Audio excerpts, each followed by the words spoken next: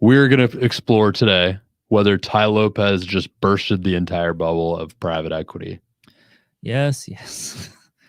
Oh, man, gather around, children. We're going to tell you about Icarus, who flew too close to the sun. Now, That's Tai right. Lopez, if you've been on the internet for any amount of time and have looked anything business-related up, you've been targeted by his ads. Because if there's one thing Tai Lopez is actually very good at, it's advertising. And, I mean, the man knows. I mean, we've all seen the "This is my garage," which there's a bunch of you having a physical reaction to that phrase, which if you know, you know.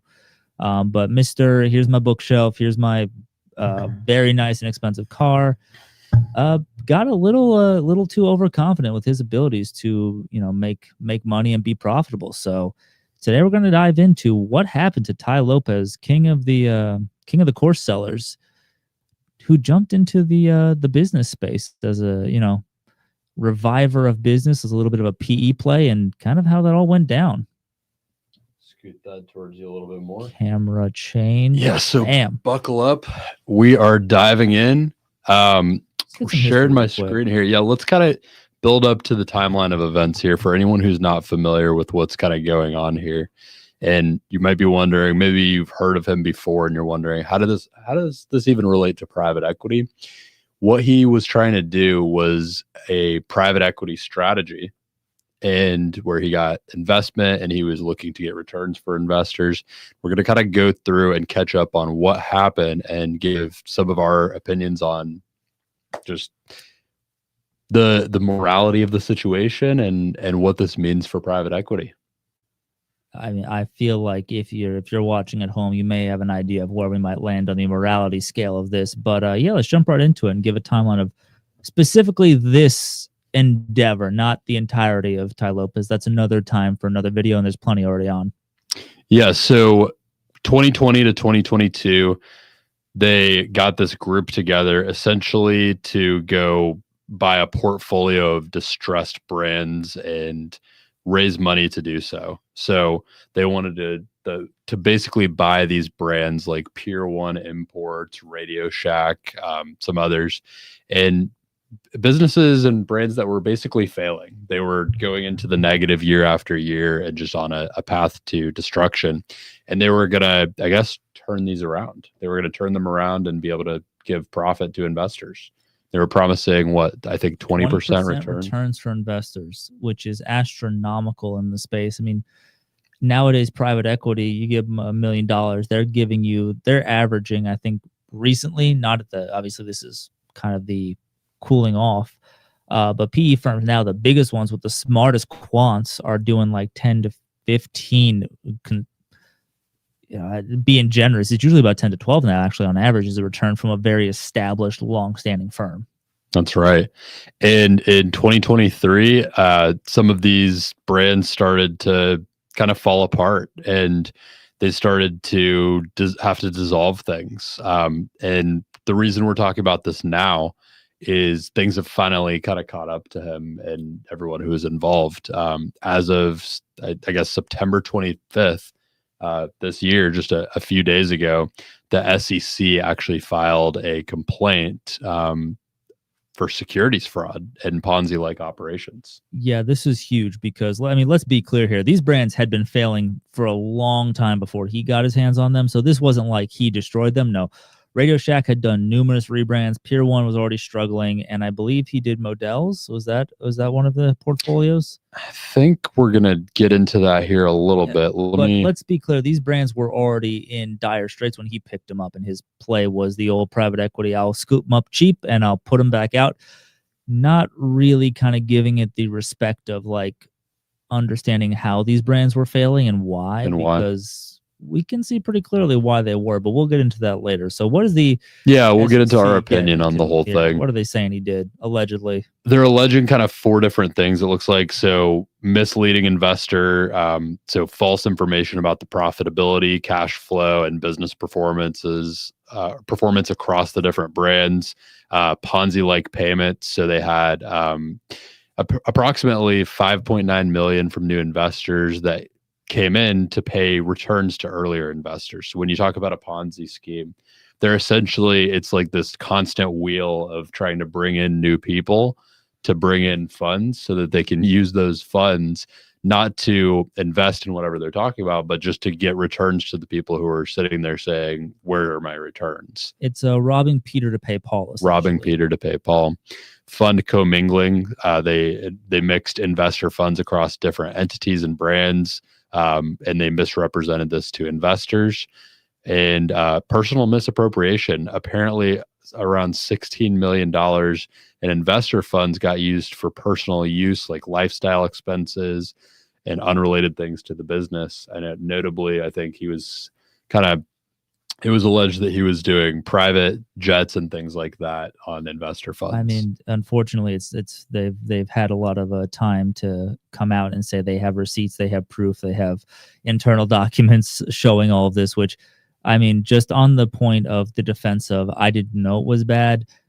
If you're taking out 16 million, but you're allegedly falsifying documents, which I believe they say they have proof of, it's very hard to feign ignorance to your business failing when you're doing things that would imply that you felt it was succeeding. You wouldn't be taking out 16 million. Rationally, from a successful business, you could take that, but if you knew your business was failing, why would you take out 16 million? That's right. And according to the SEC and the press reports, none of these acquired brands achieved any profitability despite them really trying to claim to investors that they were doing well. So just, I don't want to spend too much time explaining this, just all out misrepresentation and fraud, essentially. And in 2023, basically this fund got foreclosed. And so that kind of starts to catch us up to current day. I won't go through all of these different parts, but a little bit on just why these are so risky. Doing a brand turnaround, like the type of experience that you have to do that. I mean, if I was going to invest in something like that, I think I would want someone who had successfully turned around major brands before doing that. You know, there's this, I forget what his name is. There's this CEO that was, I think, the CEO of Chipotle that just got this huge deal. Was it Starbucks that he moved to? Because he turned around Chipotle and got them. I don't remember, but it's very common in the food industry where somebody who will be at the helm of a brand that's having a bad time will completely pivot it, turn it around, redo the model, and then immediately, or consequently, be snapped up by another group to help them with their failing sides. It's very common in the food industry. You can see examples all across. Yep. I mean, Taco Bell for the longest time was a failing brand in the 70s, 80s, 90s, believe it or not. And it took them hiring a guy from, I think it was Yum Foods brand or something. They pulled in a guy who had wild success somewhere else to help them build this. And now Taco Bell is one of the, fortunately or unfortunately, it's a pillar of our society. Or it's like if profitable. Or if it's like if a SEC football coach is having wild success at some school that's not usually that great, and then they get snapped up by a school that is historically really good but has been having a tough couple of seasons, they come in and turn it around. Same kind of thing, bringing kind of a new coach to the field. The problem here, and to kind of get to our opinion on the whole matter, is I think there wasn't a lot. I mean, there was business success that Tai Lopez had, but I don't think there was a lot of transferability to say, okay, he had success in this area that actually relates to being able to turn around these huge brands. He had success essentially just using his personal brand to leverage selling courses and things like that. And he had an extensive marketing success with a marketing. I think he had actually an online marketing agency, and he did very well. He knew how to get eyeballs on his stuff, and that inherently translates well to selling courses, because it's like, oh, this guy knows how to sell stuff and blah, blah, blah. So maybe I'll get some sell. That sort of cycle is as old as time, and he was really good at it, and also helping kind of find target audiences and all that stuff. The hubris comes into the fact that, yes, he made a lot of money doing that, was very successful. Whether or not you liked the content or you had some druthers about him personally, neither here nor there. We're speaking purely on a business point. All he ever did was marketing and courses. That was his career. So to jump into this is inherently risky in and of itself. But he had enough money where he could have hired on some really experienced people. He had plenty of cash in his own life to find the people who do these industries, who even could have just done the due diligence.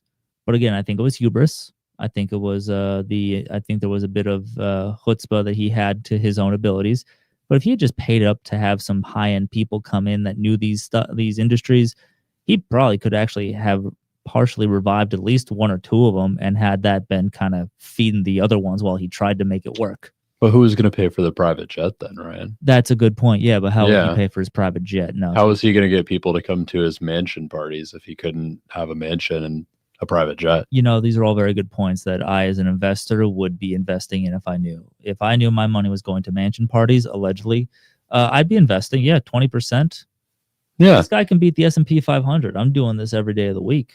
We were talking before this about how, like, I had a little bit of a suspicion that something like this might be coming, or that there was something at least fishy or weird going on with him, because I started seeing over the last year or so, I just started seeing all these ads of him just walking around a mansion and just saying, I have this big mansion because I've had success in business and you should come to my mansion party.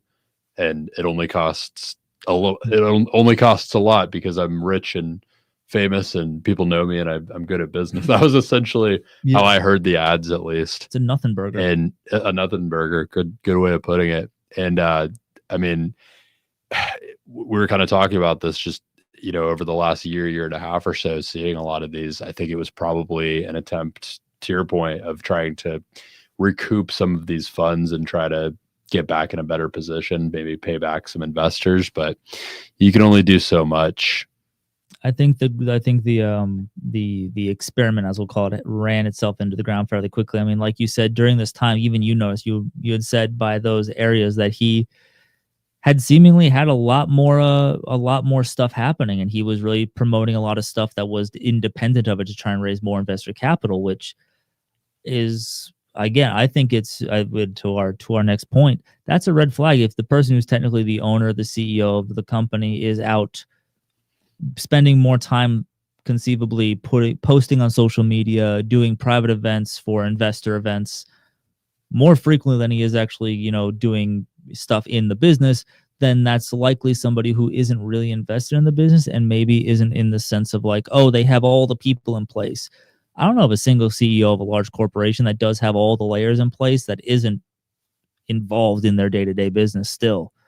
Like, because they have to be, because at the end of the day, all decisions, the biggest ones are going to run through them. So that, to me, one of the investor red flags. If your CEO is out doing promotional videotapes about private mansion parties, probably need to get your money out of there.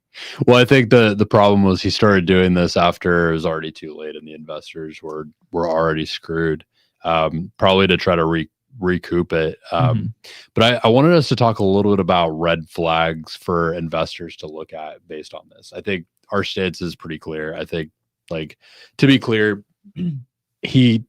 if what the SEC is alleging is true, then he completely scammed people and defrauded people. He's a complete fraud. And I think he should be treated as such. And this is like the crux of why private equity tends to get such a bad reputation. It's because there are bad players that people end up investing in that are like this, that are like Tai Lopez, where they invest their money into them and then they only have intentions to try to boost up their lifestyle, and they're going to misappropriate those funds and use them in ways and promise the world and deliver nothing. And I think it's really a shame, because at the core of it, like, if you actually break down what are private equity strategies, if you actually enact the actual strategy and execute it the proper way, then you should be able to get a return on the money. Whether it's going to be an astronomical return or not depends on the play, depends on how good the execution is. But if you actually strip it to its bare bones and you execute properly, a lot of these plays should be good and should be able to make investors good returns and good money. But bad players get into it, and they have especially high profile, very socially visible bad players. That's where you get the biggest hit, because, you know, I think one of the things that investors look for is they look for track records. Tai Lopez, for up until this point, whether or not you liked his businesses or whether or not you agreed with his style of business, he was successful. He was paying his bills. He was, you know, not running from he wasn't in lawsuits a whole bunch. Like, he had the money. He was actively paying for stuff. Like, he had the reputation of, oh, look, I've had success.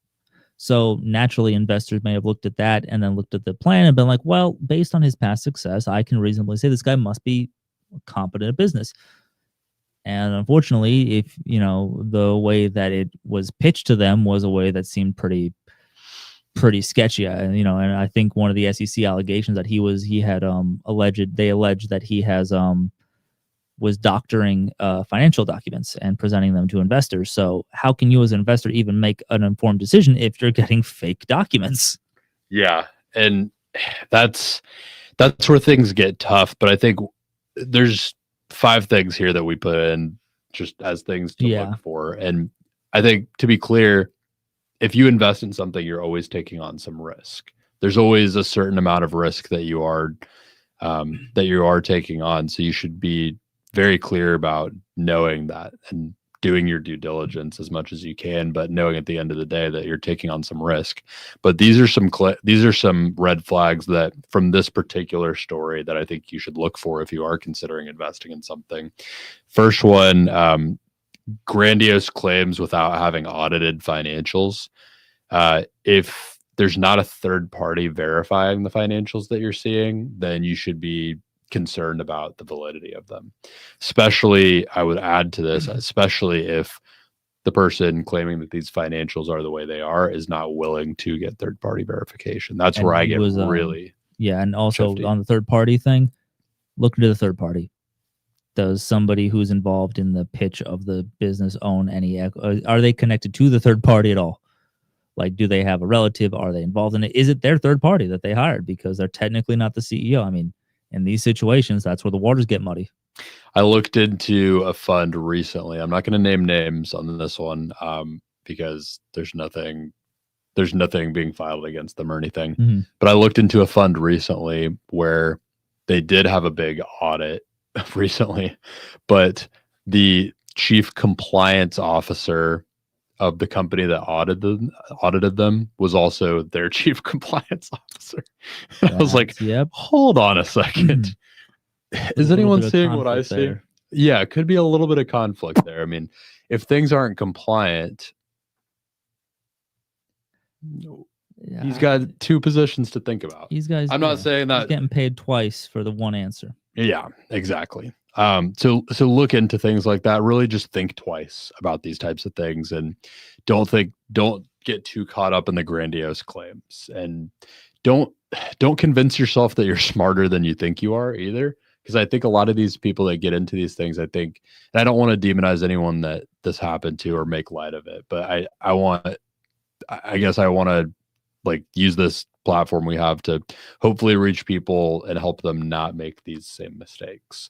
Don't convince yourself that just because you feel like you're early to something that you're Gary Vee and you're going to have all these wonderful investments. If it sounds too good to be true, then it might just be too good to be true. So don't convince yourself that you're some savant of investing without yourself having a track record either. Also, another thing to look at here, multiple affiliated entities. So if the corporate structures of the whole way that this investment thing is set up is really complicated, if you don't understand it immediately, it doesn't make immediate sense why it's like obscure or it's convoluted or complicated, then I would be worried. It's just one of those things where it's, if somebody, no matter how pretty somebody talks, no matter how beautiful somebody is making a point, no matter how good of a track record they have outside of what they're doing, you cannot trust them. It doesn't matter if it's somebody and you have known for your whole life or whatever. Always have that grain of skeptic salt in every transaction. And I just can't believe he did this on such a large scale and so publicly. Like, we have some comments in the audience too that are taking a little bit of a devil's advocate view on what we're talking about. Also possible that Grant is in the audience is saying also possible they took the money from the wrong people. If a lawsuit is nasty enough, they can try to bring government pressure in to squeeze the company. not unusual to see massive private investors have sway in these government entities, innocent until proven guilty, gentlemen. I do want to give a disclaimer that I agree. I mean, just because the SEC is alleging these things, I don't think that there's been a conclusive action taken. So I don't want to come out and say I think he's guilty. I did say earlier, if the things that are being alleged are true, then at this point, these are all allegations. We have not seen anything that has come out that has proven anything, and obviously the justice system will do its own thing. But I also like this comment. Love that you guys are doing this one by the fire, by the way. So romantic. Agreed. You know us. We're just two cozy boys out here talking about Tai Lopez. I mean, I know he's built his career, and I've kind of followed it a bit, and I follow a lot of stuff that involves kind of the business side of the, legal stuff.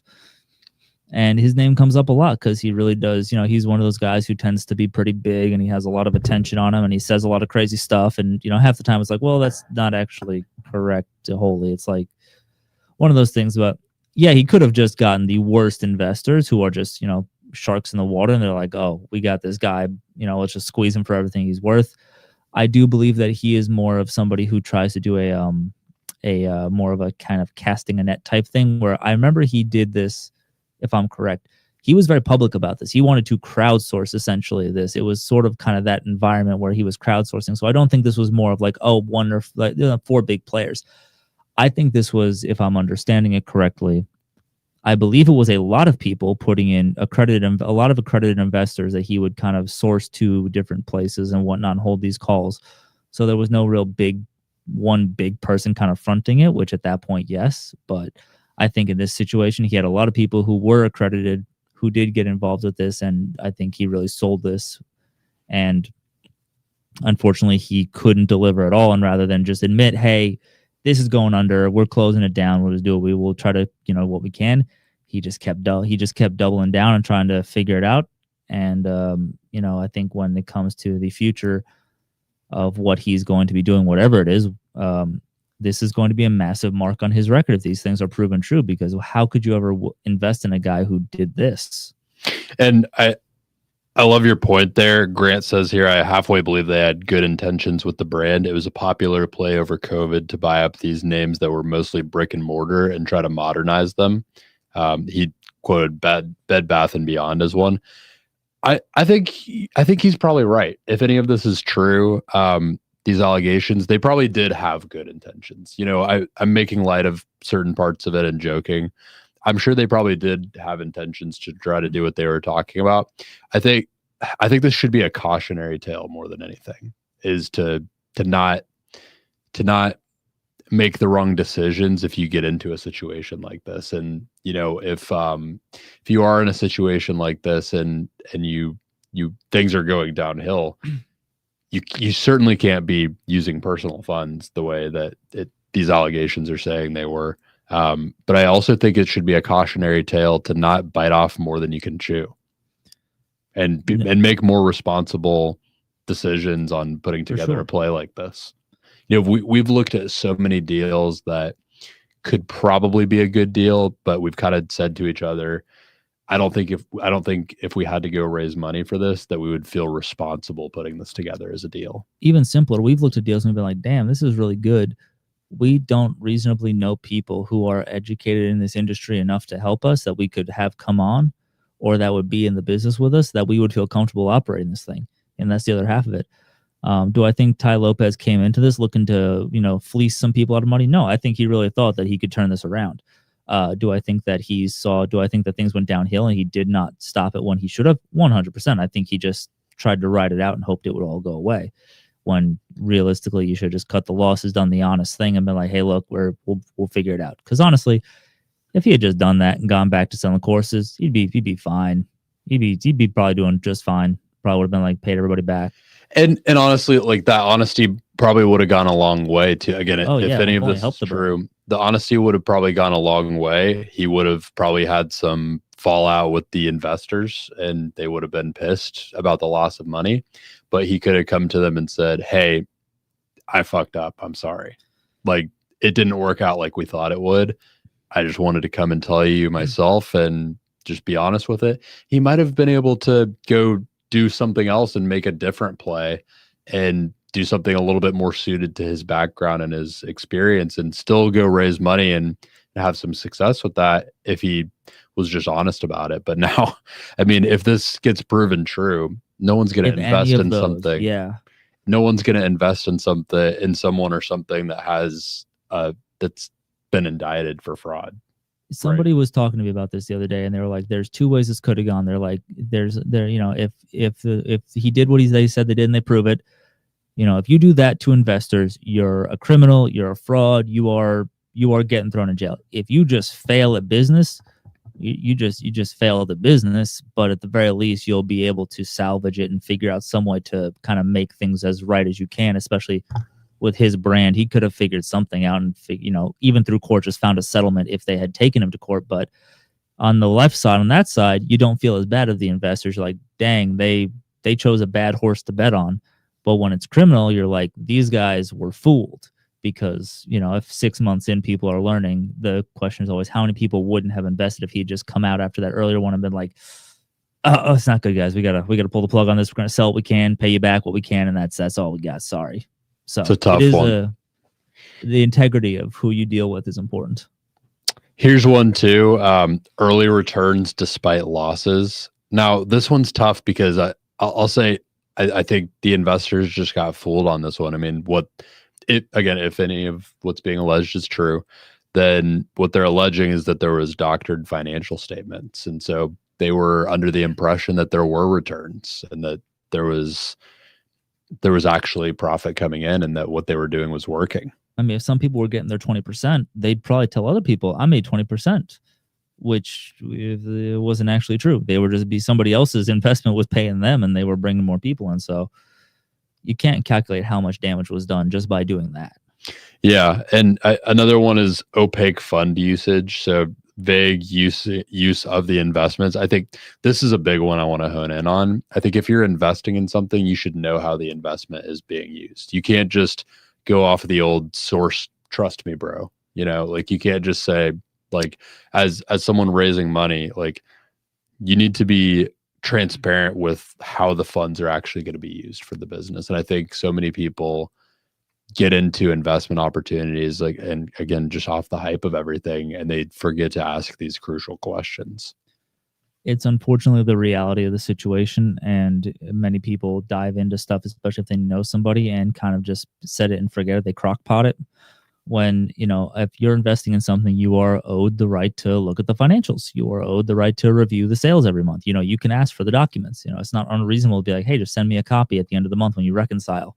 Let me see how we're doing. And then this one, I think, is going to be polarizing. Heavy social media promotion, excessive marketing, focus on the promoter personality rather than substantive business evidence and metrics. This one I'm mixed on because we live in a world in 2025 where people do very much buy from people and they want to see a good personal brand and that represents a business. So this one, I think you got to take with a grain of salt. I think you got to just think about, like, how is the way that this promoter is growing their personal brand? How does it further the goals of the businesses that they're trying to grow or the business that they're trying to grow? And if you can see how that makes sense and how that leads from one thing to another, that and it's very clear, then I think that's something that you can kind of wrap your head around and understand. But if it's very obvious that it's just, you know, they're really just out for themselves and to build their brand, and they're not building it in a way that you think is towards the goals of growing the businesses that they're supposed to be growing or getting the returns that they're supposed to be getting, then that's where I would be concerned. The individual has to be more popular than the brand in that situation. If you're The Rock and you launch or you bought a supplement company, and I'll, you know, obviously another guy who's kind of, you know, things are coming out, more people will know The Rock than they will the supplement company, probably. So if he is a person in a position at the company and he is going around posting about it and talking about it and posting, you know, reels about it, odds are that's going to be way more, you know, of a good use of his time for the company than sitting at a desk and doing other stuff. He is more powerful than his company. So him promoting it is going to do a lot more for their bottom line than anything else. And it also is a fit. I think that's the other thing. Tai Lopez is not known for his electronics. He's not known for his fashion. He's not known for his sports. So like all these companies or his furniture. So like none of these are things where he could conceivably go out and be like, it's me. My content's built on this brand. I'm promoting this brand. I bought this brand. I'm going to make this brand. Like none of it was cohesive. So and he was only promoting really his stuff, which I think on the other half of that, if you're helming a company that is supposed to be climbing up from, sort of a disaster, unless you are the most influential person in the world, you should be working on the company itself, not posting any. I don't want to see you online until the company is making money again. And I don't, that's where I disagree with you. I don't agree that I don't want to see you online because, a company's got to recruit great people. And I think in today's day and age, I think you see like certain CEOs of companies that have great personal brands that they build around what they're doing with the business. I don't want to necessarily see you like posting things yourself, I guess, and taking all your time to use that. But I do want to see what you're doing and how you're doing it. And I want to be able to learn from you. And I think a lot of times because I've seen this like with my content personally, I can only imagine what it looks like for someone with like an actual large audience with a lot of pull. But I get a lot of people that want to come work for me or work with me or help further the goals of the business that reach out because of the content. So I think it really helps further those goals. And I think like CEOs that are working on building a business, when they can share what they're doing in the business, how they're doing it, why they're doing it, and that sort of thing, I think it can be a great lubricant to just quicker business growth if they're doing things right. But again, that goes back to they've got to be doing things right. They've got to be doing it in a way where it's actually leading towards that. Nobody wants to help a guy who's rebuilding a failing company that isn't actually talking about all the successes that he's able to show for it at the end of the day. And also, if I want the top talent and I'm running a business, I'm going to allocate as much money as I can. I'm going to hire a headhunter, in my opinion, to say, find me somebody who's really good at this, who's really looking to leave somewhere, because there's always somebody who wants greener pastures, or they're just tired of where they're at. They feel stagnated, and they will jump at the opportunity to take all their knowledge and talent and bring it to your place just because it's new and it's different. And they need to revitalize themselves in their career. So we definitely differ a little bit on that point, but I think the core is the same. The business needs to actually be improving for either side of those to come together. Yeah, the opportunity vehicle needs to be legit and good. Mm-hmm. And on that note, look out for these 5 things. Let us know in the comments what you think of this whole situation. Let us know if you agree. Let us know if you think these allegations are true. Let's make it spicy. Let us know in the comments whether you think the allegations are true. Is this an innocent man being tied up by the government machine to be made an example of? Or is this a dude who got way in over his head, flew too close to the sun, and instead of admitting it, just decided to run it out and hope for the best, knowing what he was doing? And let us know, what do you think of private equity going forward in the future? Do you think that the private equity as a play is under scrutiny more so now because of things like this? And do you think it's that the bubble is bursting and that investors are not going to touch it?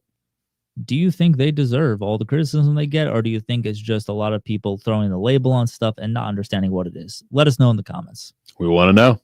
And in the meantime, we'll see you on the next Deal Flow Live next Tuesday, 6 p.m. Eastern Standard Time. See you then. See you.